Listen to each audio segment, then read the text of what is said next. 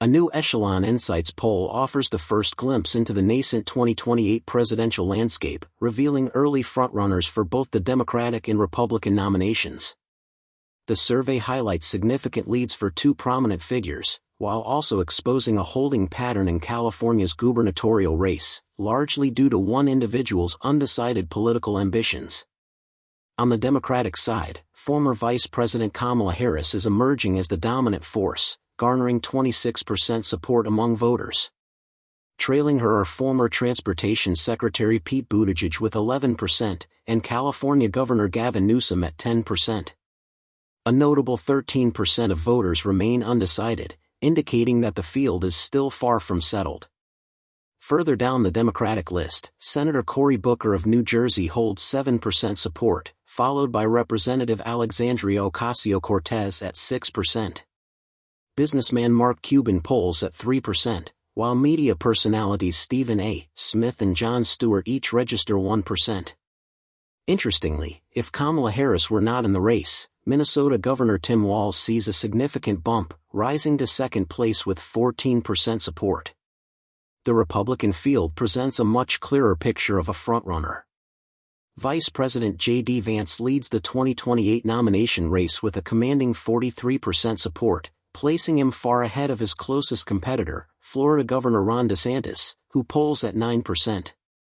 Secretary of State Marco Rubio is next with 7%, followed by Nikki Haley at 6%, Robert F. Kennedy Jr. at 5%, and Vivek Ramaswamy at 4%.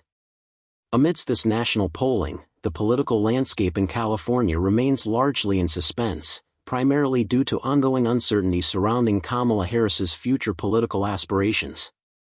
While speculation about her presidential ambitions continues, the immediate impact is most keenly felt in the race for California governor. California State Senate leader Toni Atkins and former Los Angeles Mayor Antonio Villaraigosa have both affirmed their commitment to staying in the gubernatorial contest. Lieutenant Governor Eleni Kounalakis has reportedly built a substantial campaign fund of $9 million, signaling her serious intent.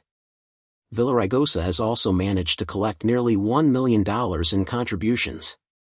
The primary focus for these candidates, and indeed for the entire state's political donors, has shifted to awaiting Harris's announcement. Her eventual decision has effectively paused campaign strategies and fundraising efforts across the board for other hopefuls. Former Biden Cabinet Secretary Xavier Becerra and State Superintendent Tony Thurmond have also remained in the crowded contest.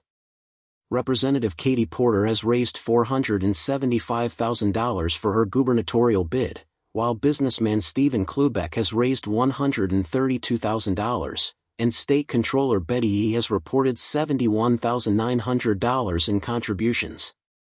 State Senate Leader Toni Atkins has disclosed $381,000 in fundraising.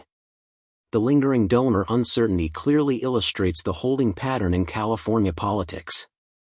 Planning and financial commitments for numerous campaigns remain on hold, awaiting Harris's public declaration.